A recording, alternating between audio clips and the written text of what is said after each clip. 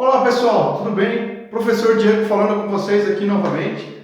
Vamos estudar hoje a célula unitária CFC, ou seja, cúbica de faces centradas, onde a gente vai encontrar aí 6 propriedades da célula. Primeira delas, vamos encontrar o número de átomos que possui dentro da célula. Em seguida, encontraremos o número de coordenação da célula. Depois, faremos uma relação entre a aresta, ou seja, o parâmetro de rede, e o raio atômico da célula.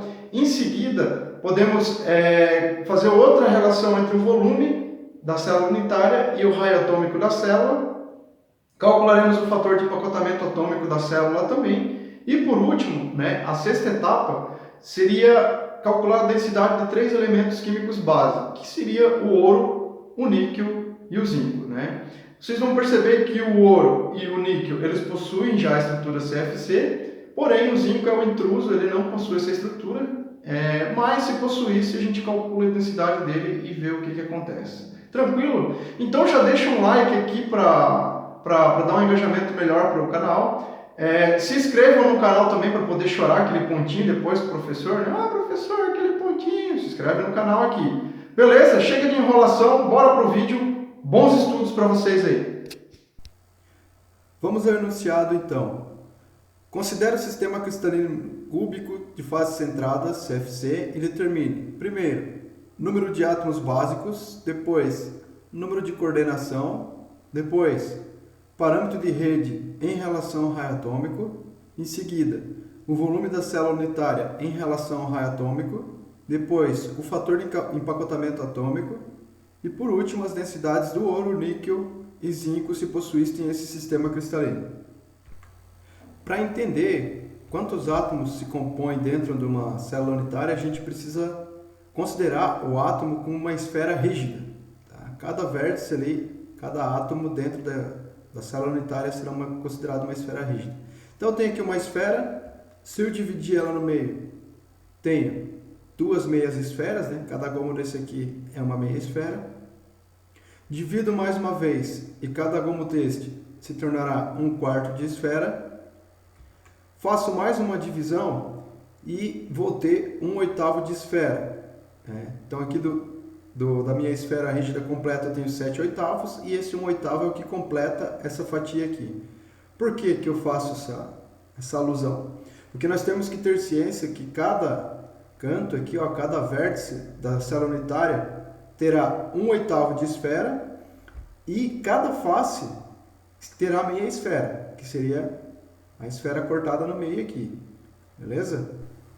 Então agora eu tenho subsídios para calcular o número de átomos básicos, que seria o seguinte: o número de átomos básicos é a quantidade de átomos que se encontra dentro da célula unitária, aquilo que eu falei para vocês, quantos átomos possuem aqui dentro.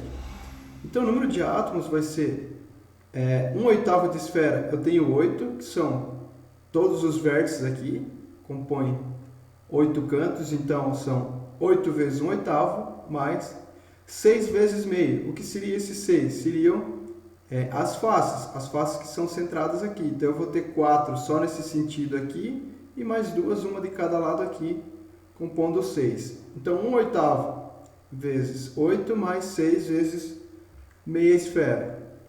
Então a célula unitária CFC vai ter um total aí de 4 átomos.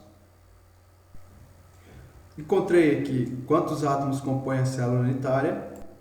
Agora vamos encontrar o número de coordenação da célula unitária CFC. O número de coordenação é o número de átomos vizinhos mais próximos ou átomos em contato. Ou seja, aqui eu tenho a relação de 2 átomos em contato. Então, aqui seria uma coordenação. Então, basicamente é isso. Tá? Então, eu coloquei a representação aqui da célula em átomos menores, só para entender o sentido e aonde que os átomos vão encostar. Então, o nosso átomo de referência é esse aqui. Vamos ver quantas vezes esse átomo encosta com outros átomos. Então, ele entra em contato uma vez aqui, aqui embaixo, depois entra em contato outra vez lá no outro canto, entrou em contato com outro átomo aqui, e encostou no outro átomo lá em cima. Então aqui eu já tenho 4 coordenações. Saindo aqui dessa face da frente, indo para trás, ele encosta nessa face grande aqui. Então, em todas as interfaces centradas aqui, ó. Encostou aqui na frente, encostou na face que tem lá embaixo, né, a meia esfera, encostou na face que tem lá atrás, a gente não consegue ver, e encostou também nessa aqui em cima. Então, já tenho 8 coordenações. Só que essa é a representação de uma célula unitária, né? A gente sabe que a gente tem várias células unitárias aqui em cima, para o lado, para o outro, e vai seguindo, né? Então, arranjo cristalino são várias células unitárias. Então, fazendo alusão aqui para o lado, ele vai ter mais uma, né, que é espelho. Aqui ele vai encostar mais uma vez em outra face da frente dessa, só que agora aqui na frente. Ele vai encostar em outra face aqui embaixo do átomo que está aqui adjacente. Vai encostar mais uma vez lá atrás, só que agora a face aqui da unidade cristalina do lado. E por último vai encostar em cima, né, como se fosse aqui em cima, mas em um átomo adjacente aqui do lado. Ó, essa seria uma representação de duas células unitárias encostadas uma na outra, né? O átomo do centro encosta 12 vezes nos átomos, então, nos átomos vizinhos, logo o número de coordenação é 12. Encontramos o número de coordenação da célula CFC. Vamos encontrar agora o parâmetro de rede em relação ao raio atômico. Uma observação, o parâmetro de rede é o mesmo que a aresta da célula unitária. Então vamos imaginar o seguinte aqui, ó. Vamos tirar essa face aqui para o lado, já que todas as faces têm a mesma proporção de área aqui, ó. Vamos tirar essa face aqui para o lado. Eu vou ter isso aqui, ó. Eu conheço que em termos de volume, eu sei que é 1/8 de esfera, mas em termos de área, isso aqui representa o valor de um raio da esfera, correto? Isso implica, então, que a minha diagonal inteira aqui vai ter 4 raios, né? Um diâmetro, que são 2 raios, mais 2 raios, então 4R. E aqui as laterais representam a aresta da célula unitária, ou o parâmetro de rede, como ele é conhecido. Logo, eu consigo formar um triângulo retângulo aqui, né? Onde eu tenho 2 catetos e a hipotenusa fica sendo 4R. Aí é a aplicação de Pitágoras. O que vai acontecer? A ao quadrado mais A ao quadrado igual 4R ao quadrado. Tá? Posso somar os dois A's ao quadrado aqui, então fica 2A ao quadrado igual 4R ao quadrado. O 2 que está multiplicando A ao quadrado, eu vou passar para o outro lado aqui dividindo. Então, A ao quadrado igual a 4R ao quadrado sobre 2. Elevando aqui 4 ao quadrado, eu tenho 16 ao quadrado. E o R ao quadrado continua R ao quadrado. Então, a configuração vai ficar 16R ao quadrado sobre 2.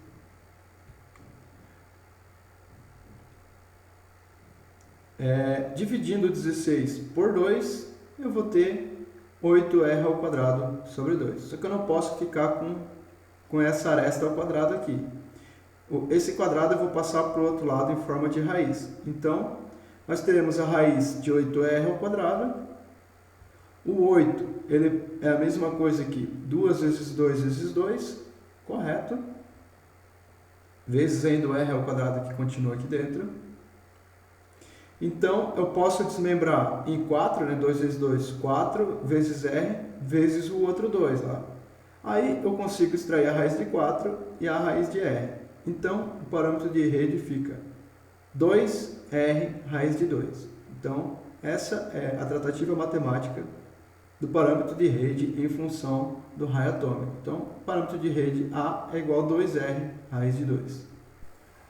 Encontramos o número de átomos básicos, o número de coordenação, a relação do parâmetro de rede em relação ao raio atômico. Vamos encontrar agora o volume da célula unitária em relação ao raio atômico. O volume da célula unitária é a quantidade de espaço físico ocupada por esta célula, ou seja, a quantidade de espaço que tem aqui dentro desse cubo. Cada lateral aqui, né, representa uma aresta. Então, se é um cubo, o volume vai ser aresta ao cubo. Substituindo a relação entre a aresta e o parâmetro de rede do raio atômico, que a gente acabou de encontrar, né, a gente sabe que a aresta é igual a 2R raiz de 2, substituindo aqui no lugar da aresta ao cubo, teremos 2R raiz de 2 ao cubo, certo? Que, em parte, seria 2 vezes 2 vezes 2, R vezes R vezes R, raiz de 2, raiz de 2, raiz de 2. Né? Todos os elementos aqui dentro, vezes ele mesmo 3 vezes. Logo, dessa relação eu teria 8. R vezes R seria R ao cubo. E aqui, ó, quando eu multiplico raiz de 2 por raiz de 2, é a mesma coisa que 2. E daí sobraria raiz de 2. Então, essa relação aqui ficaria 2 raiz de 2. Que multiplicando 2 por 8, então o volume da célula unitária é R ao cubo, 16R ao cubo, raiz de 2. Então, tranquilos. Encontramos o volume da célula unitária em relação ao raio atômico. Vamos agora calcular o fator de empacotamento atômico. O fator de empacotamento atômico de uma célula unitária é a soma dos volumes das esferas de todos os átomos no interior da célula unitária, aí aqui assumindo um modelo atômico de esferas rígidas, dividido pelo volume da célula unitária. Ou seja, quanto em volume de esfera cabe aqui dentro? Seria isso aqui, ó, o volume de esferas dividido pelo volume da célula. O que seria o volume de uma esfera? Por definição, o volume da esfera é 4πr ao cubo sobre 3. Essa é uma equação que vocês utilizavam sempre nas aulas de cálculo de volume. O número de átomos básicos a gente encontrou lá, foi a primeira coisa que nós encontramos, então significa que aqui dentro tem 4 átomos, lembra? Então, se tem 4 átomos, é a mesma coisa que 4 esferas aqui dentro. Então, eu possuo 4 esferas aqui dentro. Então, se o volume da esfera é 4πr ao cubo sobre 3, eu ainda tenho que multiplicar por 4, porque são 4 esferas. Então, o volume da esfera acaba sendo 16R ao cubo sobre 3. Né? Volume, desculpa, dos átomos dentro do cubo. Então, esse é o volume dos átomos dentro do cubo. 16πr ao cubo sobre 3. Substitui os valores do volume da célula, que nós encontramos agora há pouco, e do volume da esfera que a gente acabou de encontrar também, na equação do fator de empacotamento, que é essa aqui. Então, o fator de empacotamento é o volume da esfera sobre o volume da célula unitária. O volume da esfera a gente encontrou aqui que é 16 πr ao cubo sobre 3, e o volume da célula unitária 16R ao cubo raiz de 2. Podemos simplificar aqui, ó. Tenho raio ao cubo aqui, posso cortar, fico apenas com 16π sobre 3 sobre 16 raiz de 2.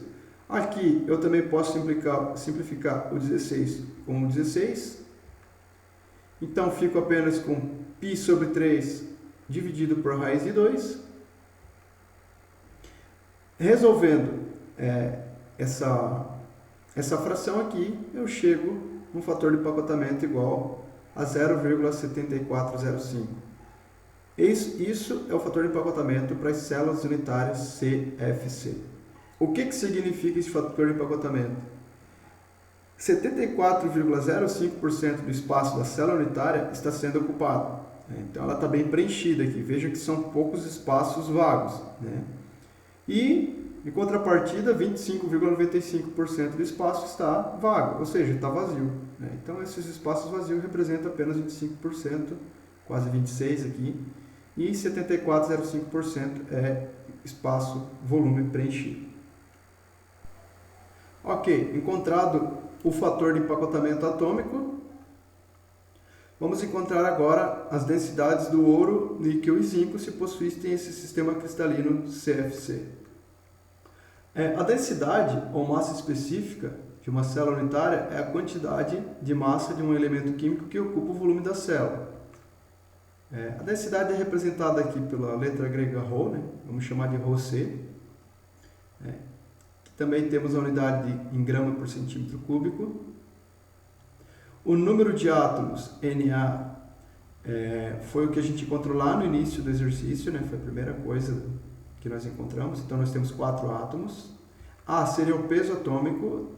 Teremos que encontrar o peso atômico na tabela periódica de cada elemento. Depois, o volume da célula unitária, que também foi calculado aqui em função de R, que é o raio atômico. E o Na seria uma constante, o número de Avogadro, que é 6,023 vezes 10 na 23. Então, esse aqui é sempre uma constante, dados em átomos por mol. Então, substituindo a equação do volume da célula unitária, que nós encontramos aqui no item 4, na equação da densidade, então eu vou pegar a equação que era 16 raiz de 2 e jogar aqui, ó.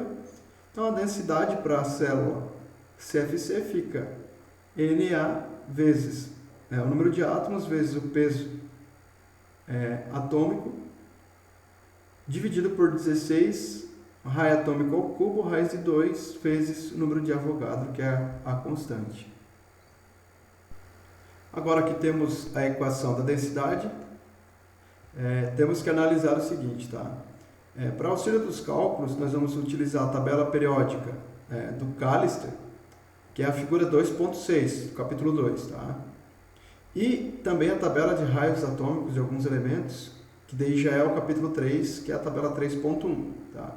A fonte de estudo é o livro do Callister, que é o livro-texto dessa disciplina.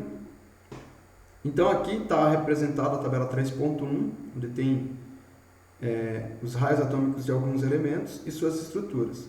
Percebam, eu aqui no exercício pedi do ouro, do níquel e do zinco. Então, o ouro, ele realmente possui a estrutura CFC.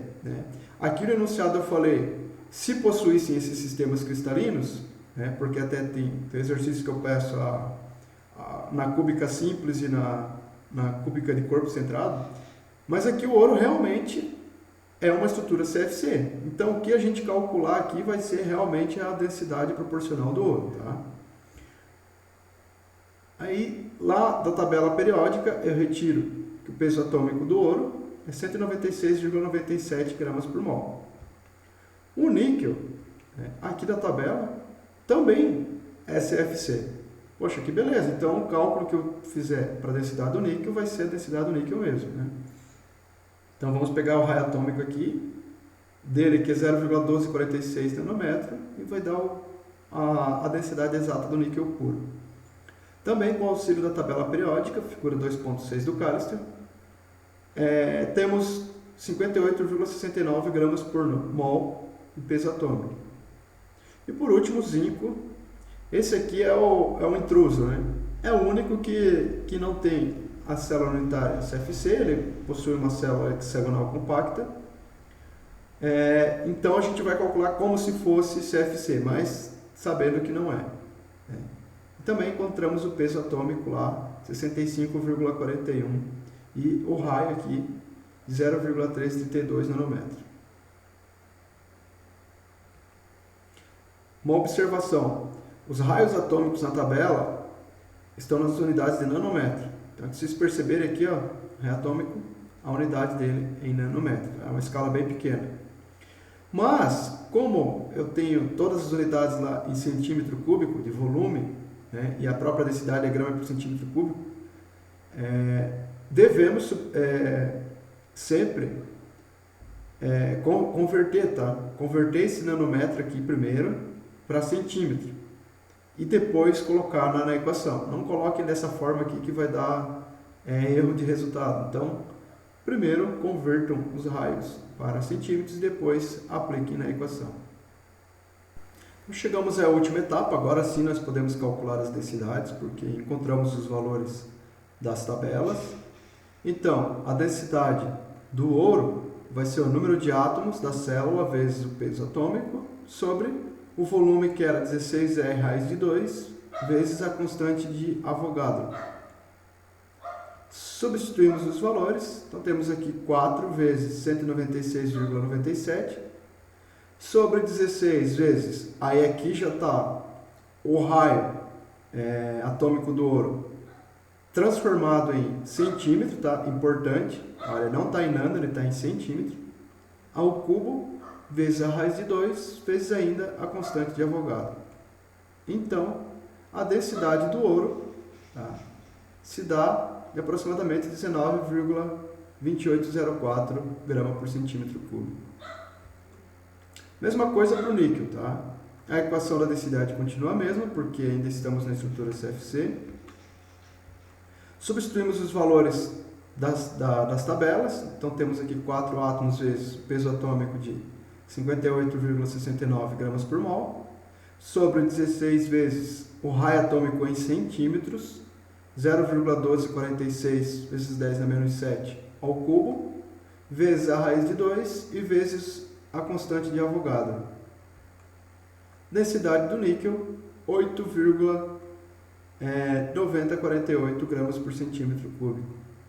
E por último, que seria o intruso, o zinco, que não tem a estrutura CFC, mas se tivesse, seria 4 vezes o peso atômico do zinco, que é 65,41, sobre 16 vezes 0,1332 vezes 10 na menos 7, que é o raio atômico já convertido para centímetro, ao cubo, vezes a raiz de 2 e vezes a constante de Avogadro. Então, a densidade do zinco, se fosse numa estrutura CFC, é de 8,1235 gramas por centímetro cúbico, e assim está encerrado o exercício.